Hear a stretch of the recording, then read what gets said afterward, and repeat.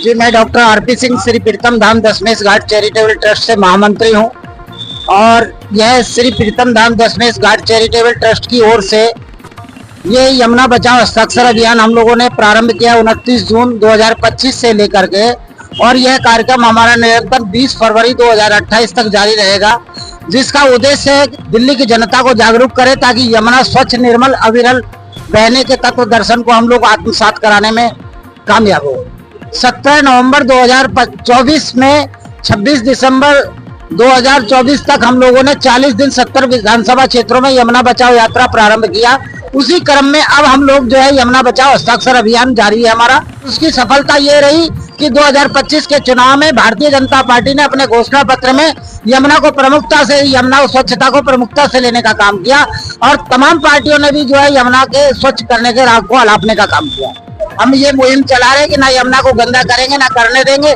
इस जागरूकता अभियान में लगे। अब हम लोग कहाँ तक कामयाब होते हैं, जब तक जनता और सरकार का संवाद जारी नहीं रहेगा और सब लोग एकत्रित नहीं होंगे तब तक जनता का साफ होना मुश्किल है। सरकार से सबसे पहले तो हम लोग चाहते हैं कि जो जितने भी ये 300 नाले हैं और 8 बड़े नाले हैं, सादरा का, नजफगढ़ नाला जैसे है, ये नाले जब तक एसटीपी सीवेज ट्रीटमेंट प्लांट के तहत इनको साफ करके यमुना में नहीं बहाया जाएगा तब तक यमुना गंदी रहेगी।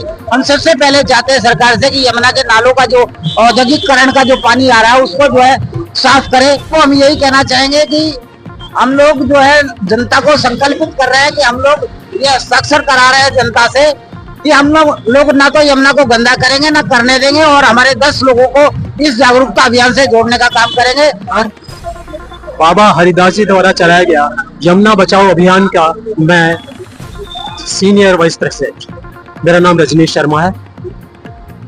देखिए, कामयाबी तो हम मेहनत कर रहे हैं, परिश्रम कर रहे हैं, ईमानदारी के साथ, पूरी मेहनत के साथ लगे हुए हैं। हम लोग जगह जगह जा रहे हैं, पूरी दिल्ली में हम हस्ताक्षर अभियान चला रहे हैं। 10 लाख से ज्यादा हस्ताक्षर हमको लोगों से समर्थन लेना है और इसके साथ लगता है कि हम लोगों को जागरूक करेंगे।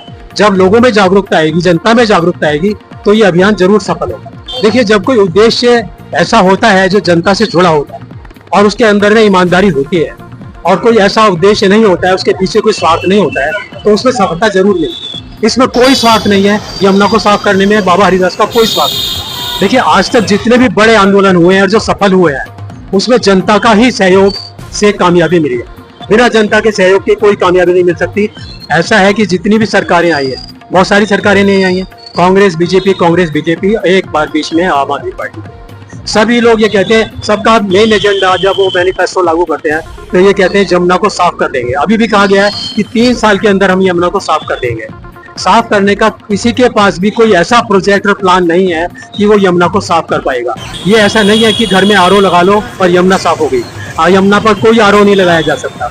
यमुना को केवल तभी साफ किया जा सकता है जबकि उसमें पड़ने वाले नालों को रोका जाए, उसमें पड़ने वाले दूषित केमिकल्स को रोका जाए।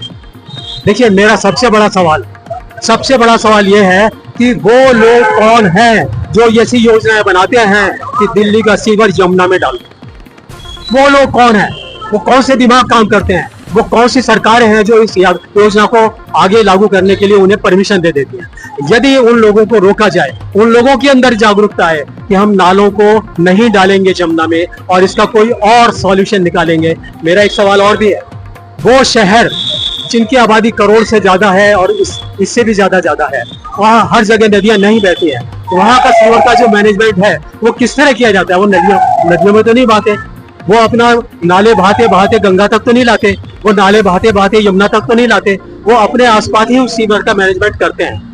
तो दिल्ली में वही लागू क्यों नहीं किया जाता? हर बार हमारी सरकारें अपने मंत्रियों को, MP MLAs को कभी स्विट्जरलैंड भेजते हैं, कभी इंग्लैंड भेजते हैं, कभी जर्मनी भेजते हैं, ये देखने के लिए कि वो नालों की सफाई कैसे हो रही है, सड़कों की सफाई कैसे हो रही है। मुझे बड़ी हंसी आती है इस बात पर, और इस बात पर और भी हंसी आती है जब श्री रविशंकर हर साल एक ड्रामा करते हैं, सरकार के सहयोग से करते हैं, नाव के बीच में जाते हैं, यमुना में 10 क्विंटल दूध बहाते हैं और कहते हैं हमने तो स्वच्छ कर दिया है। इस तरह के जब प्रोपेगेंडा चलेंगे, जब इस तरह के दिमाग काम करेंगे, तब तक यमुना स्वच्छ नहीं हो सकती।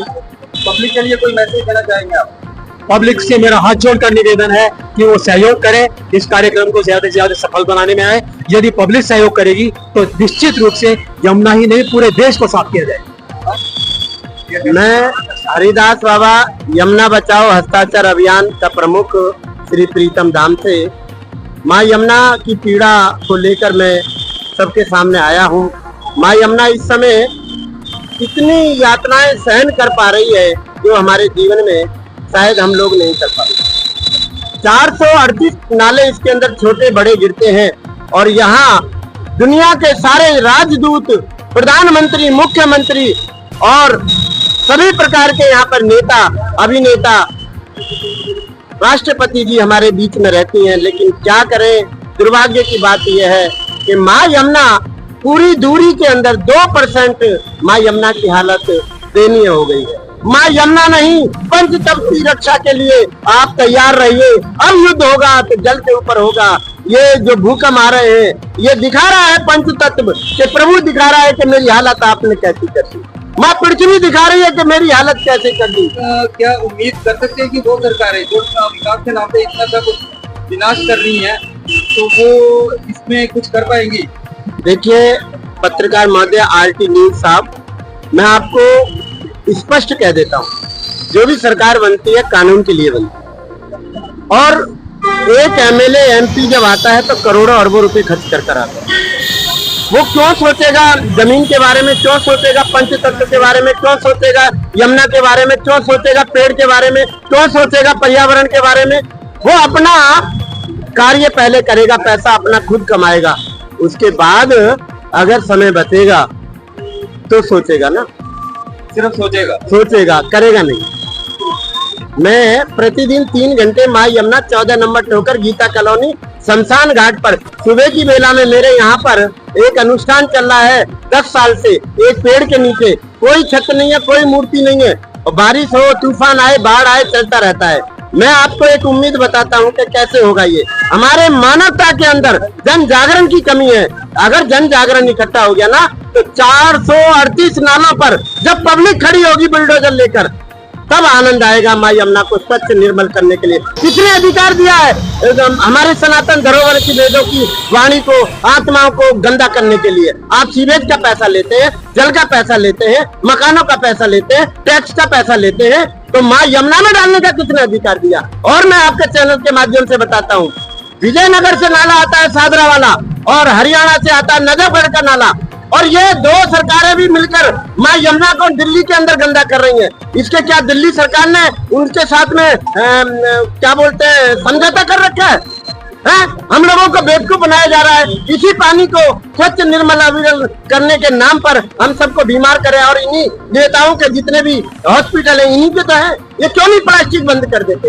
ये क्यों नहीं बिसलेरी वगैरह पानी का बंद क्यों कर देते? क्यों नहीं करते हैं ये? क्योंकि इन्हीं के अस्पताल है, इन्हीं की फैक्ट्रियां हैं, इन्हीं के बूचड़ खाने हैं, इन्हीं के सब कुछ है। इसी कारण मैं जन जागरण कर रहा हूँ, हर घर में जा रहा हूँ और सबको बताऊंगा माँ यमुना को स्वच्छ करने के लिए आंदोलन करना पड़ेगा। 3 साल के लिए आदरणीय प्रधानमंत्री जी ने बोला कि मैं इस यमुना को स्वच्छ निर्मल अविरल करके दिखाऊंगा। उन्होंने जब ये कहा तो मेरे को एक बार जीत के दिखाइए, और पब्लिक ने उनको जीत के दिखाया। लेकिन आज अगर वो 3 साल के अंदर ये कार्य नहीं कर पाए, आचमन जैसा नहीं कर पाए, घाटों को बढ़िया नहीं कर पाए, और एक भी घाट पूर्वी दिल्ली में एक भी घाट नहीं है, अगर नहीं कर पाए ना तो 3 साल बाद सभी नालों पर जो होगा वो परमात्मा जानता है या हरिदास बाबा जानता है।